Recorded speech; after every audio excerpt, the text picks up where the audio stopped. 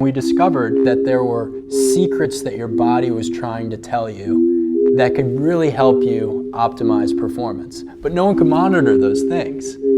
And that's when we set out to build the technology that we thought could really change the world. Welcome to the Whoop Podcast. I'm your host, Will Ahmed, founder and CEO of Whoop, where we are on a mission to unlock human performance. At Whoop, our clients range from the best professional athletes in the world, to Navy SEALs, to fitness enthusiasts, to Fortune 500 CEOs and executives. The common thread among Whoop members is a passion to improve. What does it take to optimize performance for athletes, for humans, really anyone? On this podcast, we dig deeper, we interview experts, we interview industry leaders across sports, data, technology, physiology, athletic achievement, you name it. How can you use data to improve your body? What should you change about your life? My hope is that you'll leave these conversations with some new ideas and a greater passion for performance. With that in mind, I welcome you to the Whoop Podcast. I just kept having a sense that I was kind of heading down the wrong path and fast by being a CPA, and that there was some other thing that I was meant to do that was like really, really urgent and important, and that if I didn't figure it out quickly, then the opportunity, whatever it was, would pass me by, and I'd live this life of regret. So I just stayed with that for a long time in my meditation, and then what came up to me was that I was meant to be a warrior. That's when the Navy SEALs kind of revealed themselves. Hello, folks. My guest today is former Navy SEAL commander and entrepreneur Mark Devine. Mark spent 20 years in the Navy in both active duty and reserve roles before retiring with the rank of commander in 2011. Mark's path to becoming a Navy SEAL was pretty unique. He actually started out as a CPA in New York City before finding his calling as the #1 graduate in his SEAL training class. We spent a lot of time talking about that transition, what led him to it, how did he think about this being the right new career for him and new path in his life, and also a lot around how meditation and mindfulness played a major catalyst in both his success as a SEAL and becoming a SEAL. He's passionate today about helping veterans with PTSD, and he's founded an organization for those struggling with the invisible wounds of war. We definitely thank Mark for his service. Mark and I also discuss on this podcast how he found meditation and Zen in his early 20s, and how those tools set him apart from others as he was training to become a SEAL. I think in general, this is a really important podcast if you're interested at all in meditation, visualization, mindfulness. We go deep on that. We talk about what Navy SEAL training is actually like. It's extremely hard, and how Whoop has helped him overcome his skepticism of wearables. We're proud that Mark is a Whoop member. Overall, this is an amazing podcast. Mark is remarkable. You can catch the interview he did with me on his podcast. But without further ado, here is Mark. Mark, thanks for coming on the podcast. Will, thanks for having me. It's great to be here. So we did one together at the Spartan event, which was a lot of fun, and you're a great host yourself. So hopefully I can hold up to your standard. Well, man, I had a great time talking to you up there at Spartan, and I'm really stoked to be here. And I've got to tell you, I've been wearing my Whoop and learning all about the nuances of, how my training and sleep and recovery is impacting my life. So super stoked to talk about. Well, that's good to hear, because I remember actually when we sat down, you were a bit of a skeptic. Yeah. Well, I'm definitely not. I'm probably not your target, because I'm an elite athlete only in the sense that I used to be an elite athlete. And I'm probably an elite athlete for a 56-year-old in my age group. I could probably kick most people's asses in that age demographic. But, I don't really need it to like drive peak performance for, some sporting event like most of your clients probably are, CrossFit Games athlete or or even an active duty Navy SEAL. Having said that, I think it's hugely valuable. And you're right. I was kind of against wearables mainly because of my personality is not to rely on tech. Even in the SEALs, we said first, you got to know your map and compass, and then you use, the satellite tech and GPS and all that, because if the tech goes down, you're toast in the field. Having said that, I've kind of come around, because I think tech can really be a good enabler as long as you don't rely too heavily on it. Well, let's start with what made you join the SEALs. That is such a great question. In fact, your tech guy, Matt, was just asking me, like, how could you go from a CPA to Navy SEAL?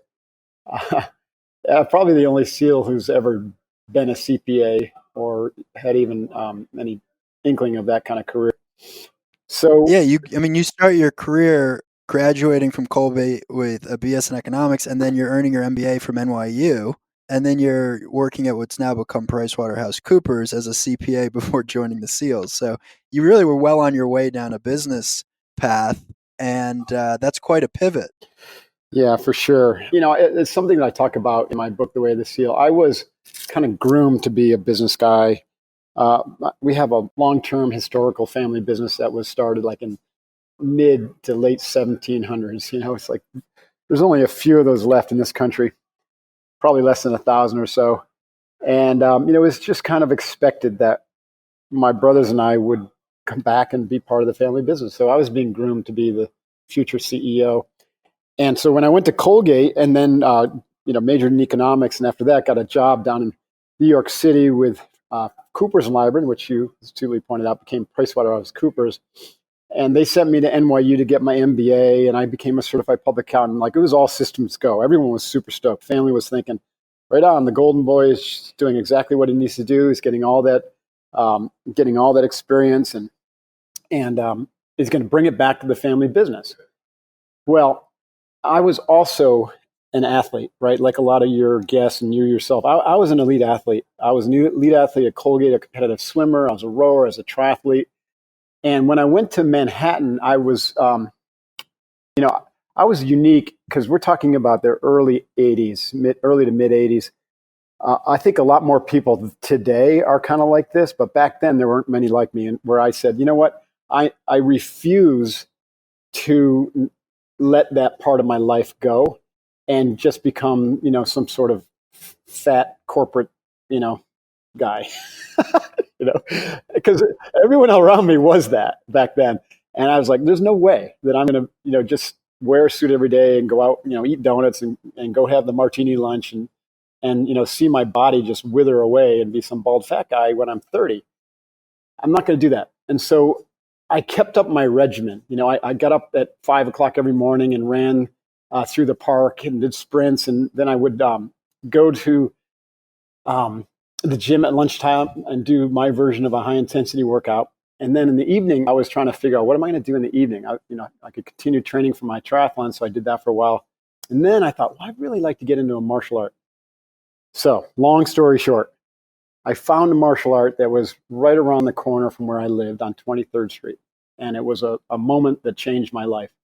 I walked into that studio and I just felt like, whoa, this is amazing. Like, the energy there was incredible. The grandmaster was a 10th degree black belt who created this style of karate. And unbeknownst to me, the real benefit for me was that he was a Zen master also. In fact, I really believe, and I might have mentioned this, he was he used karate, his schoolhouse and training karate basically to teach Zen to people. And I took to the Zen training, like a moth to a flame, or that's probably not a good analogy, but I really loved it. And I tell you, Will, especially to do this as a 20 to 21-year-old, 22-year-old, 23-year-old guy, it had a profound effect on my psyche, my mind, the way I thought. Nowadays we understand that. I had no clue. There was no one talking about neuroplasticity or meditation back then. Yet here I was doing Zen every day for 20 minutes, sitting on my little wooden zazen bench. And so what happened to me was, everything that you can imagine that happens when you start to meditate and you stick with the practice. I began to think more clearly.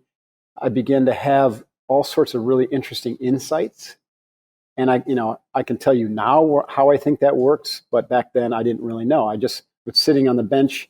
I drop into kind of the void, and suddenly I would just know something, or I would have an image of something. And where that started to lead me, and I recognized these patterns recurring. And one of the main patterns was I just kept having a sense that I was kind of heading down the wrong path and fast by being a CPA, and that there was some other thing that I was meant to do that was like really, really urgent and important. And that if I didn't figure it out quickly, then the opportunity or whatever it was would pass me by, and I'd live this life of regret. So I just stayed with that for a long time in my meditation, and then what came up to me was that I was meant to be a warrior. And as soon as I identified this idea that I was meant to be a warrior, that's when the Navy SEALs kind of revealed themselves to me. I had really never even heard of the SEALs. As soon as I figured out, that's it, I really want to be a warrior. It's not like I said, I want to be a Navy SEAL. It's like, I want to be a warrior. I am a warrior. And if the right thing for me was to be a warrior in the corporate world by, starting an organization, then I probably would have been led that direction. But within days of having that insight, I walked by a Navy recruiting office, and on the window was this poster, and the poster title was "Be Someone Special," and it had all these images of Navy SEALs doing wickedly cool Navy SEAL stuff, and I literally was transfixed, staring at that poster, going, "Holy shit! Like, what is this? Who are these people? That's me. Like, that's what I want to do." And after that, it just was a matter of going through the motions of trying to figure out how to get in, and then doubling down on my training, both physical and mental, to make that transition from CPA to SEAL. Well, I love that story so much because I think from the outside it sounds fairly serendipitous, but what you did a nice job there highlighting is how you were sort of tuning your mind and your body and your soul in some ways to be looking Right. for these opportunities, or to be trying to identify something to take you down a path. And For sure. and it's this concept of priming or affirmations that then in turn makes an outcome so much more likely. Do you agree with that sort of summary? Yeah, I think you're right. There's a lot of ways to look at it. One is, the biases, right? Confirmation bias, certainly. Like if I Right. start looking for things that are warrior-like, then I'm going to see them.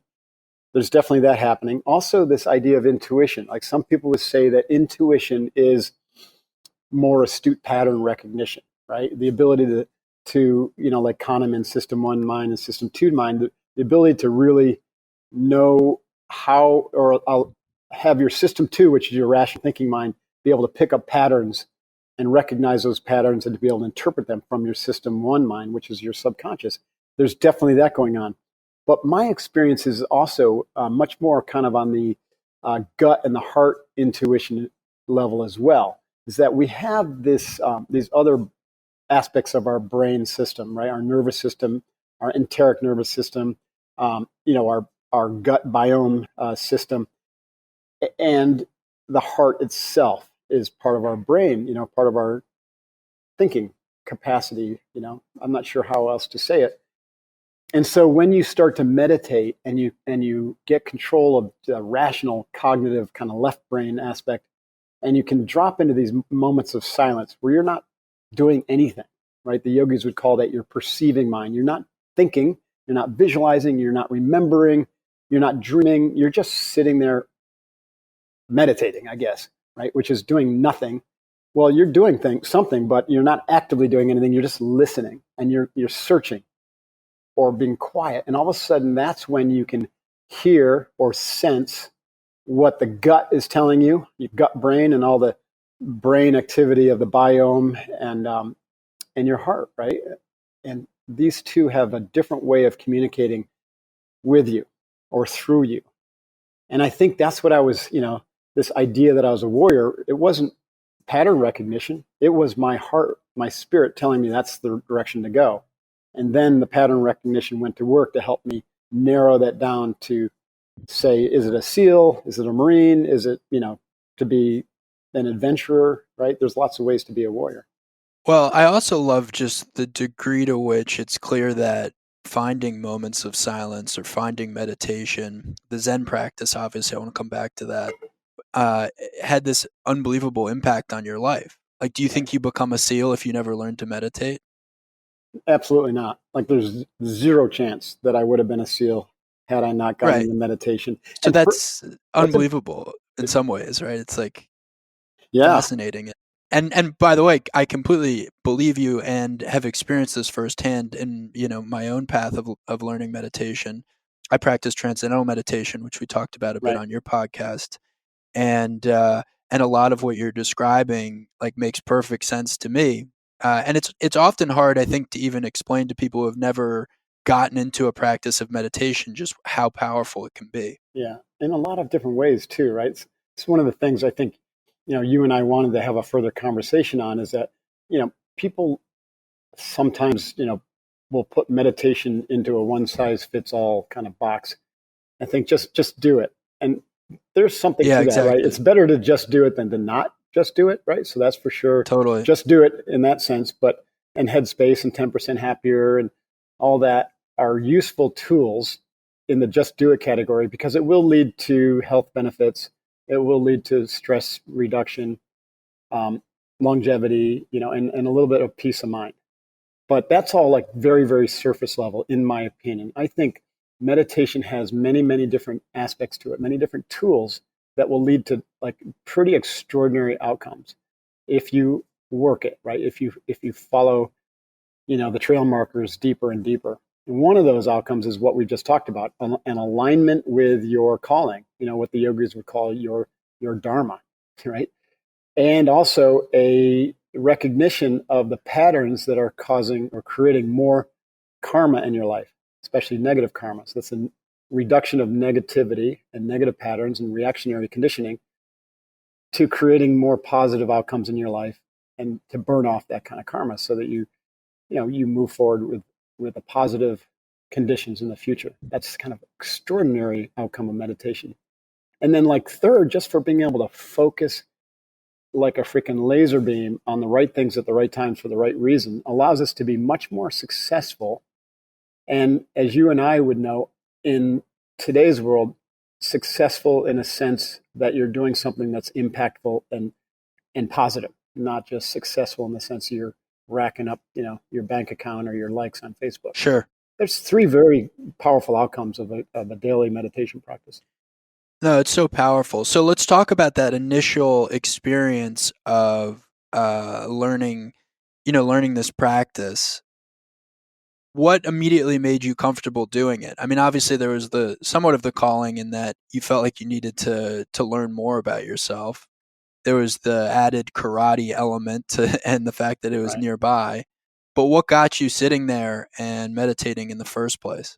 I think all of those were really important. And it's hard for people, in my experience, because I teach this stuff also, it's hard for people to just add something like meditation to their schedule and stick with it because it's so new, it's different, and they don't have a good way to measure success.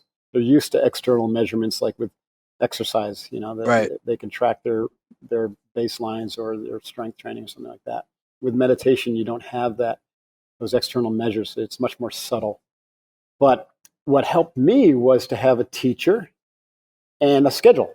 And the schedule was external. Like every Thursday night for an hour, I had class. And so I went to class. So I just committed to do it. The reason I committed to do it partly was because I really trusted the teacher. And nowadays, there's a lot more evidence about the power and the value of meditation. So I suppose you could say, well, most people don't have to wonder if it works anymore. They know it. We know it works, so just do it.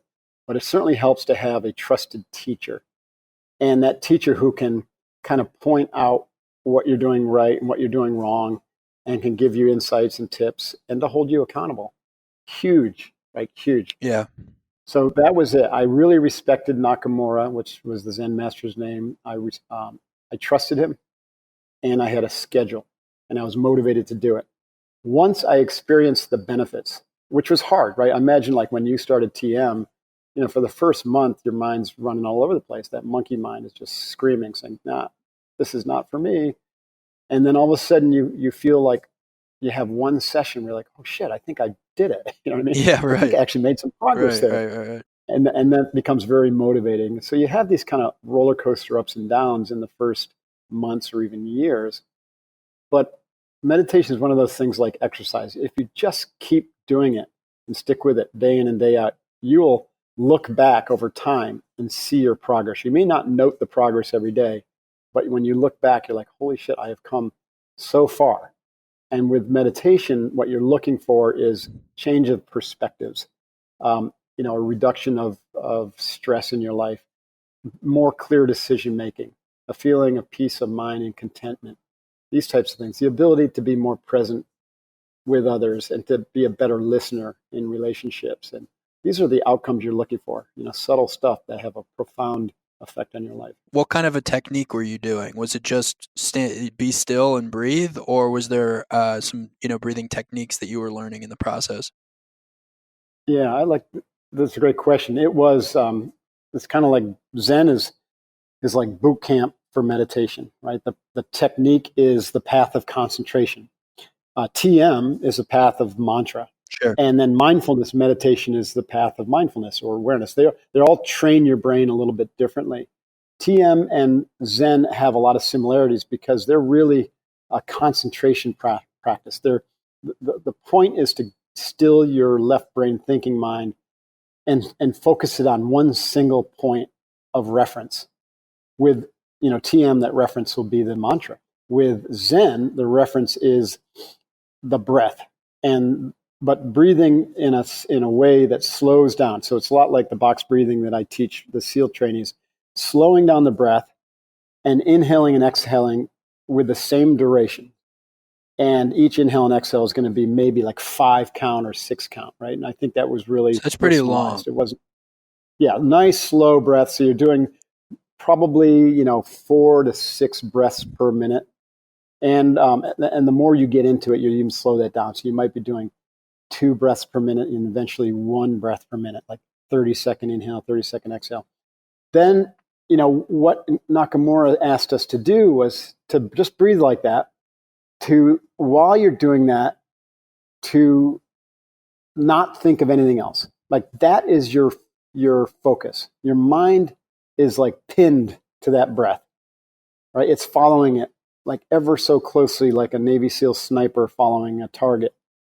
And when your mind wanders, it's not a mindfulness practice where you just notice it wandering and you're like, oh, that's interesting, come back to the breath. It's more like that sniper shooting the wandering mind and coming back to the breath right away. It is like you go back to the breath. You snap back to the breath as soon as you notice that you wandered. And, you kind of start over. Right? Yeah. So the way that worked for us is he said, okay, just all you need to do is 10 of these breath cycles. Your goal is to get to 10. Inhale, exhale 1, inhale, exhale 2. You start thinking about something. Bam! You notice it, snap back to the breath, go back to 0. Right? That's why I said it's kind of like meditation boot camp, right? You do not get credit, for the first 2. You go back to 0. By the way, this is something you introduced me to during your podcast, and we talked about this idea of can you count to 10 without thinking about anything else through this breathing exercise. And I like to think I've been meditating at least for a little while, probably like 4 or 5 years now, and it is enormously hard. So if you're listening to this and you're thinking counting to 10 is a joke and you've never meditated before, try to count to 2. It's that hard. Inhale, exhale, Right. 1. You've probably already lost. And so the idea of getting to 10 is actually unbelievable concentration. It took me over a year to do that. And even then, that was like a once in a while thing. And it's still hard to do, right? But over time, this path of concentration is super powerful because it helps you sharpen your mind like iron sharpens steel. And I think mantra, like I've actually moved on to where mantra is probably one of my primary forms because mantra becomes an all the time meditation. That's what the beauty of mantra and mindfulness is, that eventually you take it off the mat and it's a thing you can do. Well, the mantra, I mean, to your point, TM and Zen, have this focus on stilling your left brain. The mantra is the reset, the same way you described returning to the breath being the reset. So for those listening who are a little unfamiliar with what we're describing, when you're repeating a mantra over and over again, what stills your left brain is that's all you're focused on. And then when a thought comes in, you have this opportunity of thinking about the thought or letting it pass by again returning to the mantra. It sounds like in the Zen practice, if the sole goal is not to think about anything else and you think about something else, then you have to return back to 0 in this counting exercise. Right. And you're right. So the outcome of those is a very, focused mind, and also a mind that's able to discern, when the focus has been broken, distracted, and also to do that more frequently, right? And to snap back to your object of concentration, whether that's a podcast or writing or, focusing on a board meeting, very, very quickly. And so it has enormous benefits for leaders, right? To be able to be laser focused on the right thing at the right time for the right reasons, even. And then it also, because you're training your left brain to kind of toe the line, so to speak, and stop being the dominant player, but to be a partner with the rest of your brain systems, now you can start to access some of those intuitive aspects of your intelligence and the spiritual aspects of your intelligence that we talked about earlier. But you got to distill the left hemisphere and that really active, rational brain of ours because it's been overtrained in our lives. I think everything you're describing is literally a superpower. And ever since I've gotten introduced to this world of meditation, I've been blown away by the number of high-performing, successful individuals I've met who have all confessed to me, whether publicly or privately, that they completely believe in meditation. It is a secret, maybe that's not actually a secret, amongst very high-performing individuals, and it's no surprise, Mark, that it's had such a profound effect on your life and given what you've been able to accomplish. Yeah, so I think it's our next frontier for all leaders, right? These skills will probably be fairly commonplace in 10 or 20 years, and we'll laugh about how we thought we were pioneers and, getting the word out. Now the Whoop hook here for Whoop members listening, you mentioned, can you measure the success of meditation? We've actually seen enormous benefits to resting heart rate variability, and things like slow wave sleep and REM sleep, all of which Whoop measures, from people who introduce a mindfulness practice, a meditation practice. We've done a number of small studies in this regard where we take someone who doesn't meditate or doesn't do any form of mindfulness, and then they wear Whoop, and then they introduce some kind of a practice. And it could be as simple as, 5 times a day, just being mindful for a few minutes. It could be, doing a 20 or 30-minute session once or twice a day. The bottom line being that we saw across the board meaningful physiological improvements, again, to resting heart rate being lower, heart rate variability being higher. I mean, heart rate variability is literally a measurement of your autonomic nervous system, which, as you know, is this relationship between sympathetic and parasympathetic activity. And the more imbalanced sympathetic and parasympathetic, the higher your heart rate variability. Now, quite literally, when you inhale, that's sympathetic heart rate up. When you exhale, that's parasympathetic heart rate down. And so just by getting into a really intense breathing exercise, you are triggering a higher heart rate variability in that moment. Right. Yeah, really well said. I agree with that. And especially with populations that either need that kind of evidence, that feedback evidence, or like for studies, that's huge.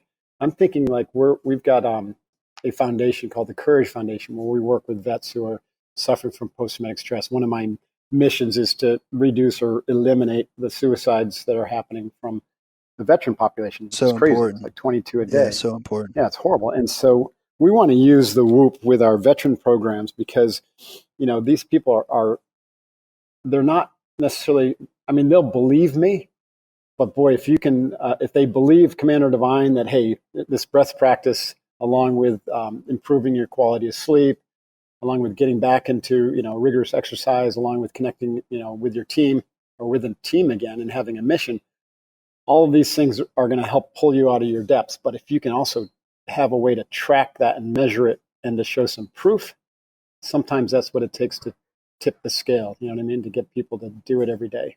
And that's what I love about the wearables is that, if you miss a day, you're like, oh shit, it shows up, because the data's missing. Yeah, you gotta wear it all the time.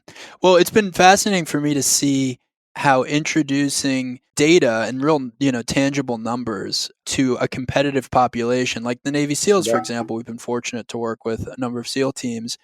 And as you know all too well, this is a population that, because their mindset is so incredibly powerful and they can overcome all kinds of degrees of pain and lack of sleep and sort of fill in the blank, Right. they have a real go, go, go mindset. And in some ways, True.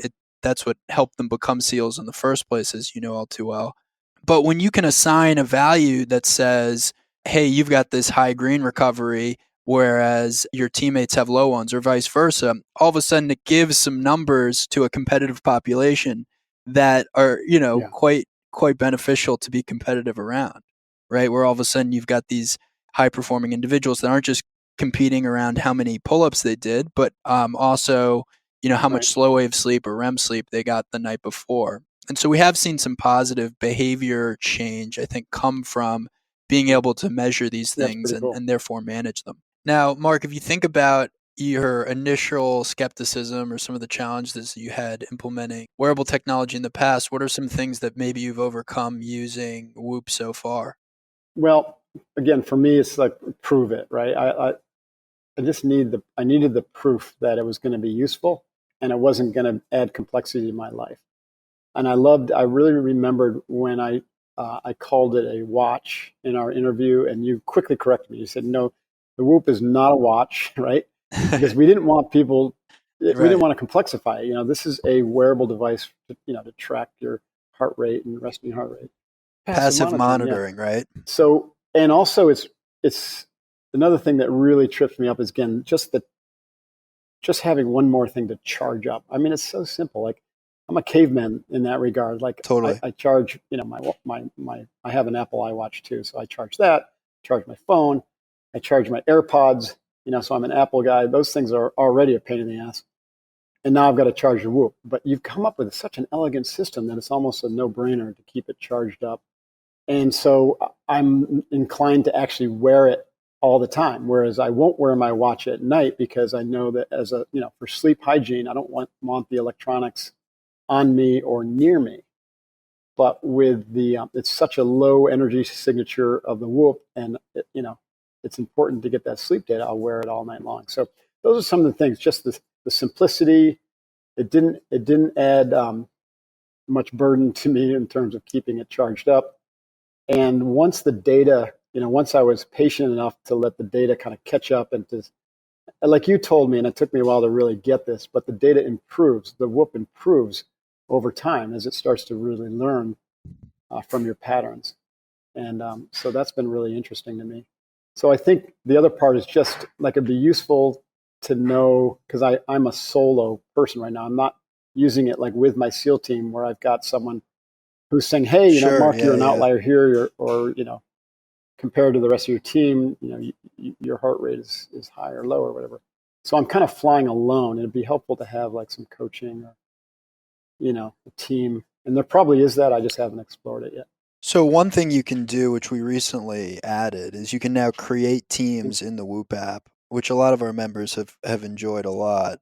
So if you had a few friends, or if you had a SEAL team that you were training out of combat, or you had a group of people that you wanted to work with, you could create a team for them and be a member of that team, and then in turn you can help assess their data, and again, it creates a nice Yeah. layer of accountability too if you've got the right people involved.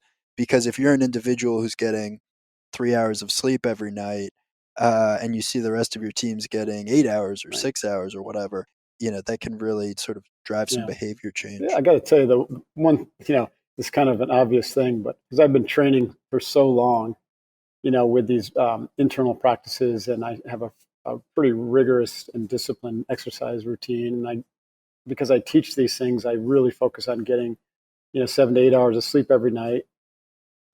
So when the data caught up, it was validating, but it's at the same time, I saw that there was room for improvement. You know what I mean? Yeah. So even though I'm operating at the top, probably 1%, I was like, there's definitely room for improvement.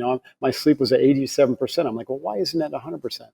I mean, I know why, because I've got little habits here and Sure. there that, drop me down from 100 to 87. But 87 is pretty good. I'm averaging like 7 to 8 hours of sleep a night. But every once in a while, That's great. I've got that night. What was it that caused You're it? like the model citizen of SEAL behavior, because most SEALs that we start out with are like, 40 to 50% of their No sleep kidding. need. One of my friends is a SEAL named Doc Parsley, and I've done a couple podcasts with him. He's called the Sleep Doctor. But he said when he was in the SEALs, he became a doctor and went back, became a doctor for the SEALs. He would start, all the guys would come into him with this complaint and that complaint. And he ended up boiling it all down to like, they basically were radically sleep deprived. And it just crushed all their hormones. He said they had the hormones of like a 13-year-old girl. Yeah, isn't that amazing? And so once he dialed in their sleep, then a lot of things started to improve. And meditation is one way to really dial in your sleep. This really helps. It's virtually good for everything, as we've touched upon during this podcast, but we especially see it with sleep, and we especially see it with heart rate variability. So let's go back to your experience now as a SEAL. So you've successfully done this Zen practice, found your calling, you've seen the advertisement to join the Navy. Describe the process from there in becoming a SEAL. Well, I was going to go through Officer Candidate School because I had a master's degree and undergrad from Colgate. Even though, today, most, college graduates going into the SEALs go in as enlisted. And it's actually preferred, you get to spend some time as an enlisted shooter and really learn the ropes. And then you could get commissioned as an officer. And it, really doesn't slow your career down. It enhances your career. And that's what I usually recommend to people. But, if you're coming from the Naval Academy or Officer Candidate School, then, you become an officer first and then you become a SEAL, which is the route that I took. So OCS was no big deal. Then I showed up at Navy SEAL training and everyone was a total stud, right? And I'm looking at this class, I had 185, studs on day one. And I'm like, wow, there's some badass guys, a lot of former military, like Marine Recon and even Special Forces guys trying to become SEALs, and then a bunch of civilians like me. And so it turns out, Will, the physical stuff, I was right there. I'd done the work. I was a competitive athlete. Sure. I dominated the screening test scores. So I wasn't worried about that. But pretty much everyone had that, some more than others. So I immediately kind of went back to my toolkit from Zen and said, okay, what's going to differentiate me? And it wasn't so much I sat down and planned this out. It's more like the skills kind of were there for me. And so I doubled down on them. So I continued my Zen practice. I continued my structured breathing or controlled breathing practice and visualization. Now, visualization is something I added on during my Zen training because it really helped me concentrate. It turns out imagery is a great way. It's a great tool for concentration, but it has a lot of other benefits too, which have been well researched in, especially with sports visualization for practice and also for manifesting kind of some sort of destiny that is desirable to you, that you really are strongly aligned with. So I used visualization in my daily practice for about a year before I got accepted into the Officer Candidate program, and I continue to use it throughout my time in SEAL training. So how it all came down, I now call these the big four skills. So every day I would wake up and do my breathing and Zen practice, and I would dirt dive the day. What I meant by that is I would visualize myself kind of going through what I knew was going to happen that day, whether we had an obstacle course or ocean swim or a 6-mile timed run, whatever, whether we're in dive phase. Would you always know what you were going to do? Generally we would, except for Hell Week. Okay. Hell Week was 1 week where you didn't have a freaking clue, but every other week, Hell Week, by the way, for those who don't know, it's 7 days of around-the-clock nonstop training, no sleep whatsoever, except for we had about 45 minutes. I think they now give you about 2 to 3 hours on a Thursday. And it's just intense. In fact, our Sealfit, one of my companies called Sealfit, it's largely, we have an event that's largely modeled after Hell Week. It's 50 hours of nonstop physical, mental team training. And we have a lot of elite athletes come through that and a lot of SEAL candidates. It's pretty extraordinary. But during, back to your question, like week to week, we would actually get a schedule and say, you're going to do these evolutions, and you got the physical evolutions, you have classroom time, you have skill development, and it's broken into 3 phases. So first phase is all performance, and that's where they basically want to weed the class down to the number that's largely going to get through. And so we had 185, as I mentioned. Hell Week for us was 7th week of training. The whole training is 9 months long. Now, so the 7th week of training for us was Hell Week. So up to that 7th week, we had all like performance measures. Every week, you got to improve your times, timed runs, your timed swims, and your timed obstacle courses. And if you fail anything, more than once, you have a good chance of being performance rolled back. So by the time we got to Hell Week Will, we were at like maybe 85. So you start with 185, and now 7 weeks later, you're down to 85, and you're about to have the real nightmarish week. Yeah, that is, Sunday, the bombs start going off and smoke grenades, and it's just, nonstop chaos. You're wet and cold and sleep deprived, for 24 hours a day for 6 days. And you're constantly moving and you're constantly performing, but you're doing it all as a boat crew, which is our team. And by the end of that training, we were down to about 40. And that was kind of the number that we worked with. So a few more weeks left in that phase where we did like beach landings and hydrographic reconnaissance and whatnot, old UDT or underwater demolition team stuff. And then second phase for us was dive phase. They've switched it now. That's third phase. But for us, it was learning how to open circuit and closed circuit dive using the 100% oxygen rigs called the Dragger, and doing ship attacks. So you're learning how to navigate underwater at night, to place limpet mines on ships and stuff like that. So badass. It was pretty cool. And of course, while you're doing this, you imagine, each of these dives is like 4 hours, 3 to 4 hours, really grueling, but we're still, doing our timed runs and our timed swims and our timed obstacle courses, and you got to improve your scores. So it's just intense, and PT in between, right? So that phase is just brutal. And then we go into land warfare, and land warfare, is where you learn how to shoot, move, and communicate and do small unit tactics and basically SEAL stuff. And so, of course, during this phase, you got to improve your times on the time runs, timed obstacle courses, and the swims, but they get longer. The runs and the swims get longer and longer, and the obstacle course, you just got to, my time went from, I think, 13 minutes when I started in the first phase to my best time. I had the best time in the class was like 6 minutes and something, 6:50 or something like that by the time I graduated.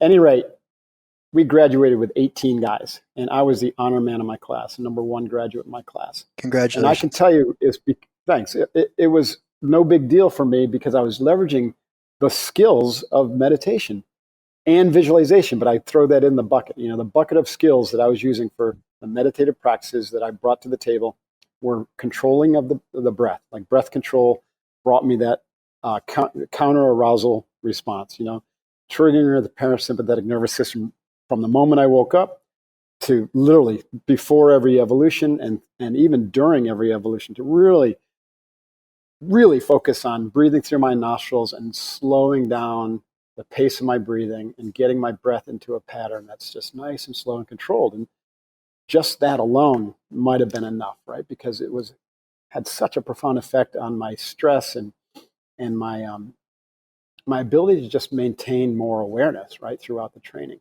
So that was like the secret weapon number one. Secret weapon number two was this ability to concentrate and to have that concentration practice, which became an anti-distractor, right? So anytime something tried to distract me, like a Navy SEAL instructor, for instance, they're masterful at trying to distract a candidate and to get them to start to think negatively or to think they can't do something. I mean, that's part of that is their job, right? Is to look for weakness, and that weakness is in the mind and the emotions, right? It's not the physical. They know that. So they look for weaknesses in the mind and to distract the student and then to start planting seeds of doubt. And anytime I noticed that happening, I immediately shifted fire back to my mantra. And my mantra back then was a very practical feel-good jingle that I used, which was, I'm feeling good, I'm looking good, I ought to be in Hollywood. Feeling good, I'm looking good, I ought to be in Hollywood. That was the second secret weapon I had, was my mantra. And that helped me stay positive. And it also kind of clicked me back into a positive internal dialogue. Anytime an instructor or classmate or someone started to go negative with, I can't do this, or, it's too cold or whatever, I would use the mantra, and then I would get back into a positive self-talk where I would talk to myself, in terms that were, that gave me strength. Like, I got this, easy day, piece of cake, yeah, this ocean is cold, but it ain't going to kill me, or I'd just talk about like sitting in the ocean and I'm freezing my ass off. I'd start, imagining I was in a sauna, which would be the third skill, is that visualization. and talking to myself like I was warm, sitting on the beach in Hawaii, that kind of stuff. It was really like managing the mind for success, right? Right. So those 3 skills right there were money, like visualization, visualizing, dirt diving the day, making sure that I knew what was coming, that I was mentally prepared for it, and also visualize what would happen, what could potentially go wrong, and visualize a response to that. Right? Well, this whole story has been like an advertisement for meditation, breathing, visualization.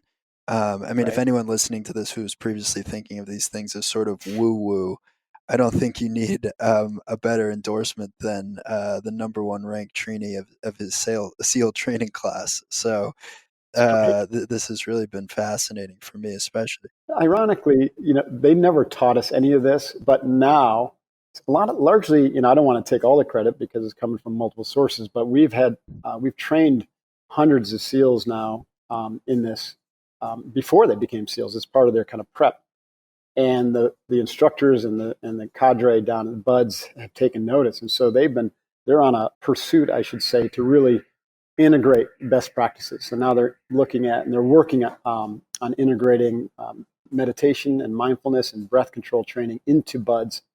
And I know the pararescue has been using our Unbeatable Mind training as well. And they're the elite Air Force guys. So you would think that, the elite warriors would have been using this stuff forever. And they were back in the old days. Like you imagine, the samurai or Totally. Yeah. the Shaolin monks. They use it. They innovated a lot of this stuff, but it just kind of didn't really get ported over to the West. We focused on the hard skills, and we're masters at the tech and the hard skills of running and gunning. But it's these soft skills which are really now necessary for the type of warfare that exists today. And one of my missions on the training side, besides healing the vets, is to make the SEALs and special operations pre-resilient, mentally more focused, morally more aware. So they're making better decisions in the field, right? Both for the team, for the mission, for the country, but also for the planet. You know what I mean? For humanity at large. Yeah. Because I think that warfare is just abhorrent, and true warriors are the last to pick up the weapon. And so I want to kind of bring that kind of integrated, holistic approach to warrior training back, and maybe kind of have the frontline warriors make decisions that will cause other leaders to maybe pause, maybe slow things down, or press the pause button a little bit on our investment in violence and conflict. You know what I mean? Well, I love what you just said. True warriors are the last to want to pick up their arms. I don't Right. think that that's necessarily conventional wisdom amongst society, but listening to you speak about this and just the thoughtfulness with which you describe becoming a SEAL and focusing on yourself and visualizing, I mean, it just seems like such a positive attitude towards warfare and protection and security and some of the things that this country, values. So all I can say is I feel safe at Yeah. night knowing that people like you are out there. I think warriors are, I use that term to talk about warriors in the way we're talking about it, because not everyone who joins the military is a true warrior. You have thugs, and you Sure. have just people who are doing it for a job. But, when it comes to the elite, That, the spec ops yeah. and a lot of other, there's a lot of warriors throughout the force, so don't get me wrong. But when it comes to warriors, I think they're not very understood by our culture. And people just want to throw anyone who's in the military kind of under the bus as being someone who's prone to violence. And we have this saying about the sheepdogs, the sheep, and the wolves. And warriors are sheepdogs, right? Most people, as good intentioned as they are, everyone's getting by doing their thing. But when it comes to the ability to handle crisis and violence, they're sheep, right? They just freeze up. They don't know how to deal with it, and they want someone to take care of them. And that's where the first responders come in. But the first responders can't be everywhere at all times. And so, one of my goals is to help develop this mindset in more and more people so that we can be there for our communities and our families when the crisis hits. But the warriors are generally those who understand violence. They abhor it, but they understand it, and they can use it with precision against evil. Right. And thank God, right, that we have sheepdogs and warriors, right, because there is evil in the world. It's a utopian idea to think that all violence could suddenly be stopped if everyone on the planet started meditating. You just have all sorts of different cats and dogs and reasons for negativity to exist or to coexist with the light, right? So the dark and the light kind of coexist, the yin and the yang, and so you gotta be prepared. Hope for the best, but be prepared for the worst. So I think that, but I have a more complete warrior is my point. Is to have a warrior that is both sensitive, emotionally aware, morally strong, and can kick ass and take names. I mean, it seems like you've offered an amazing amount back into the community as a leader, as a manager, as a mentor to the SEAL community. What made it so obvious to you that was the next extension after coming out of the SEALs? That's such a great question. I don't think anyone's asked me that. When I left active duty, first it's important to say, especially if there's a military person listening, I was a reservist for half of my career. So I did about 10 years of active duty, 10 years of reserves. And most people kind of know by now that what the reserves are is, ready, you're ready to go, but you're a civilian. I was recalled to active duty twice, did my tour in Iraq, that kind of stuff, all as a reserve officer. And it was an incredible experience.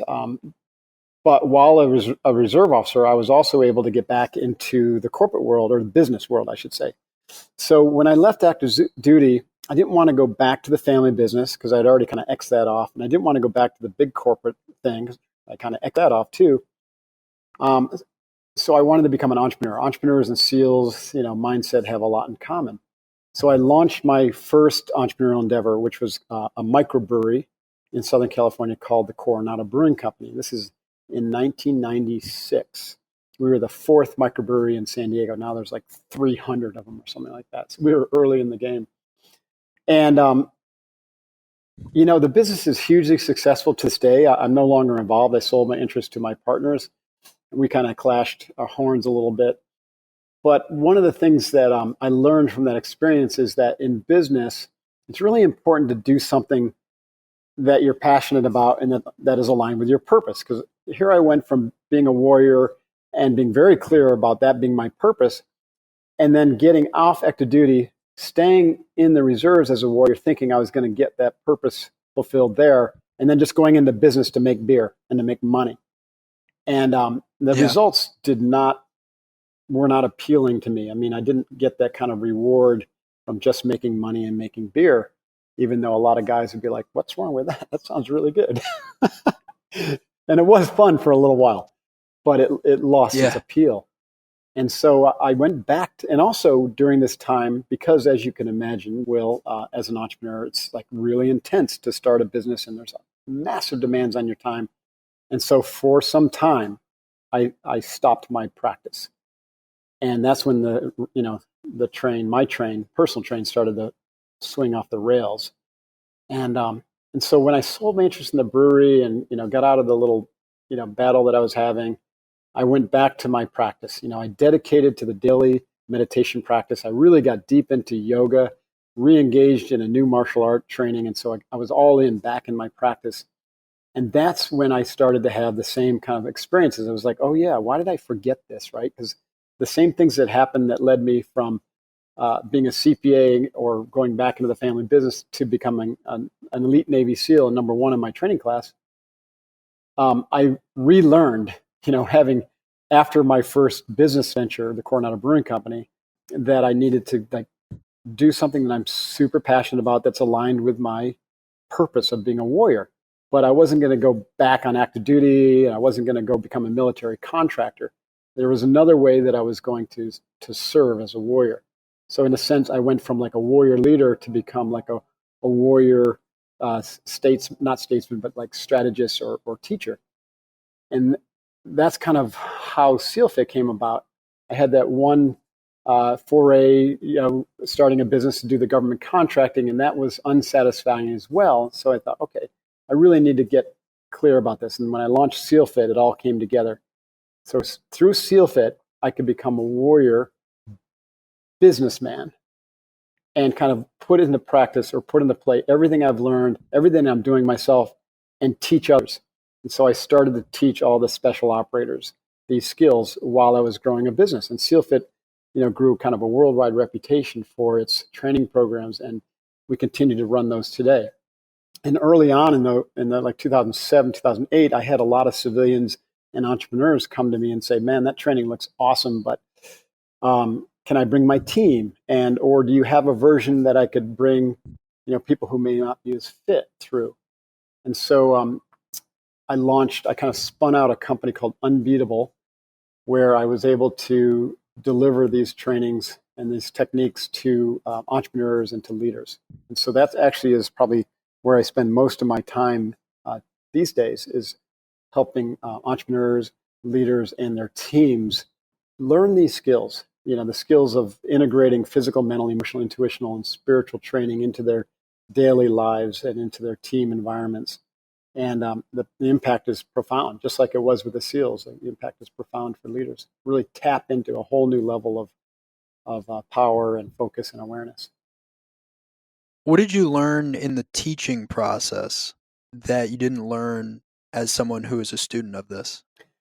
When I was a student, I was learning traditional Zen from a Japanese master, using Japanese terminology and all that cultural stuff. And when I started teaching SEAL candidates, their eyes were glazing over, if I were using terms that I brought to them from the Japanese culture or from the yoga culture. And so I learned early on that I have to take the foo out of the kung fu in order to teach a Western modern audience. And that's, probably one of the biggest insights is I had to simplify things. I had to rename things. I had to come up with like a whole new way of teaching it, because people didn't have the time. They're very distracted. So I had to create like drills and simple tools.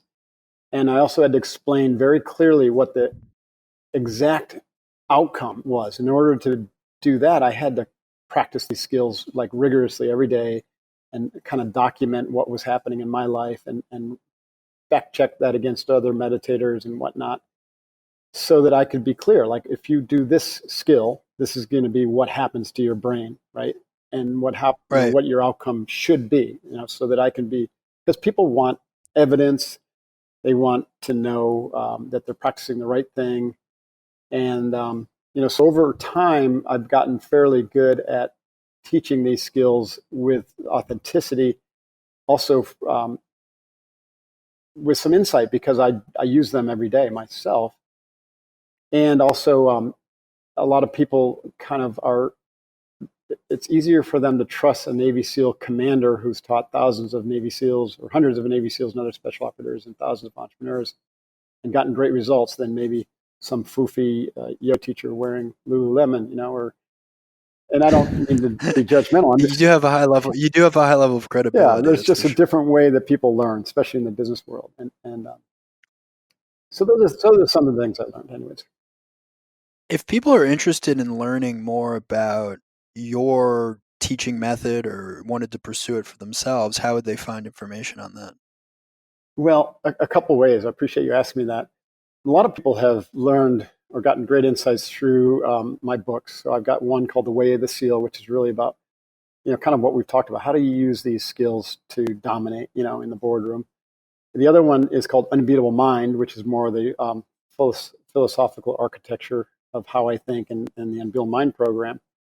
I have a podcast that you are on, and you are a great guest, Unbeatable Mind podcast, where we kind of always sprinkle in some of this philosophy and some of these ideas. But then the actual training, if you're a leader, the training can be found at unbeatablemind.com. And if you're really into the elite athletics and you want to challenge yourself in a way that would really, in a scary way, then go to sealfit.com and learn about our Crucible events. Now, you have a new book coming out in March, Staring Down the Wolf. Yeah. Tell us about that. Thank you. Yeah, March 2nd, Staring Down the Wolf comes out. This is how do you develop yourself as a leader with your team. And so the underlying premise is that there's 7 commitments that if you can really drill into these as a leader and train these with your team, then together you and your team will unlock 20 times potential. And the corollary to this is that these commitments, which are courage, trust, respect, growth, excellence, resiliency, and alignment, that the leader typically is in his own way or her own way with their shadow or their emotional kind of bombs that they drop amongst their teammates. And everyone's got some shadow or some bias or something that is an emotional reaction to some childhood trauma or some trauma that happens in their life that holds them back. And so the idea is that in order to bring out the 20 times potential of your team through these commitments, you got to stare down your fears and your shadow stuff. And so it's the combination of working on the growth while simultaneously working on your emotional shadow elements that really unlocks that power. I tell the growth stories through these amazing Navy SEAL leaders who have gone out and done great things and really worked on those commitments. And I tell the shadow stories through my own personal life, my own examples of my failures and how I really screwed up on those commitments and how I'm still working on them today. So I think that's part of my message there, is that all leaders, have issues. Nobody's perfect. But if you pretend to be perfect, or if you wear a mask with your team, then they'll see right through it, and you won't bring out the best in them because courage and trust and respect won't be there. I'm excited about the book. It's my most vulnerable book yet, and a little scary. Well, that's an important theme, I think, that is becoming more popular in society for leadership, which is around vulnerability. And I think that I imagine that that's going to do really well. So just for everyone listening, I'm in the middle of 2 of your books. You've written 4 now, and so I'm quite excited for Staring Down the Wolf. I think it's very going to be cool. And we had some pretty cool pre-launch offers, right? Typically authors will do some sort of benefits if you buy the book before we launch it. And so we have some really cool things if you want to look at, get a signed copy or buy something in bulk. Like I'm doing some Zoom calls if you buy over a certain number of copies, or I'll even do a keynote if you want to buy a certain number of copies pre-order. That's at staringdownthewolf.com is the pre-order website. We'll put all that in the show notes for people to check out. And again, I highly recommend it. Well, Mark, is there anything else that you want to add, or where can people find you if we haven't touched on that already? Yeah, well, I mentioned where people could learn about the different, ways I train. But, people are starting to really love my podcast. I have such great guests. Like I said, you were on. I have really interesting people from neuroscience and training and Navy SEALs and, even yoga and, touch on some spiritual aspects. So that's the Unbeatable Mind podcast by Mark Divine, or just search my name. And then, a way to just keep up with me is markdivine.com. I have a blog and my podcasts get posted there. If you want to learn about that, or my speaking engagements, I got information about that. And my social channels are all linked there. Like Real Mark Divine is my Instagram, and all that kind of stuff is there. And I'm always available if anyone wants to reach out to us. My assistant will get back to you. And that email is info@unbeatableminded if someone's got a direct question. info@unbeatableminded.com. That is. Well, we'll include all these notes in the show notes, all these links in the show notes, and obviously ways for people to find Mark. And look, man, I think you are a real inspiration. I felt that way when I did your podcast, and I feel more so that way having spent another hour plus with you on this one. So thank you for all that you do, and thank you for spending time with me. Yeah, it's been an honor, Will. I really appreciate you for doing this, and I appreciate you for launching Whoop and the brilliance that you're bringing to that whole industry, the wearables. I think it's really important, and you've done an incredible job. So I look forward to continuing the dialogue and offer you my support however I can. A big thank you to Mark for not only coming on the podcast this week, but also for his service to our country and for keeping us safe. Thank you, Mark. If you're not already a Whoop member, you can join our community for as low as $30 to begin. We provide you with 24/7 access to your biometric data, as well as analytics across strain, sleep, recovery, heart rate variability, and more. The membership comes with a free Whoop Strap 3.0. We offer 6, 12, and 18-month memberships. The more you sign up for, the more you save. If you enter the code WILLAHMED at checkout, that's WILLAHMED, we'll give you $30 off a membership just for listening to this podcast. For our European customers, the code is WILLAHMEDEU. and that'll give you 30 euros off when you join. And for our current members, you can upgrade to the Whoop Strap 3.0 and get access to all the new Whoop Live features by following the link in your Whoop app. If you're out of contract, you'll literally get the 3.0 for free when you commit to another 6 months. Check out whoop.com/thelocker for show notes and more, including links to relevant topics from this conversation and others. Make sure to subscribe, rate, and review the Whoop podcast on iTunes, Google, Spotify, or wherever you like to listen. We'd love to hear your feedback. You can find me online at Will Ahmed. I try to respond to everyone who reaches out. And you can also follow at Whoop on Instagram, Twitter, and Facebook. You can email thelocker@whoop.com with any thoughts, ideas, or suggestions you may have. Thank you again to all our listeners, to all our Whoop members. We love you.